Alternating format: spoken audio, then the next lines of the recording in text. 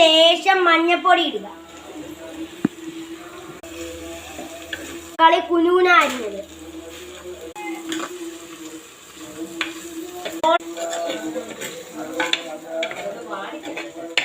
ഇതിന് ശേഷം വാടിക്കിട്ടണം. ഇത് നന്നായി വറുത്ത് വെച്ചിരിക്കുന്ന തേങ്ങയും മസാലയുമാണ്. പച്ചമുളകിട്ട് നന്നായിട്ട് ഇളക്കാം. വറുത്ത് വെച്ച മസാലക്കൂട്ട് എണ്ണ പോലെ മിക്സിയിൽ അരച്ചെടുക്കണം. ചെറുതായി എണ്ണയിൽ വറുത്ത് വെച്ചിരിക്കുന്ന ചിക്കൻ ചട്ടിയിലേക്ക് ഇടാം. എന്നിട്ട് നന്നായിട്ടൊന്ന് ഇളക്കുക. അരച്ച് വെച്ച മസാലക്കൂട്ടിനി ചിക്കനിലേക്ക് ഇടാം.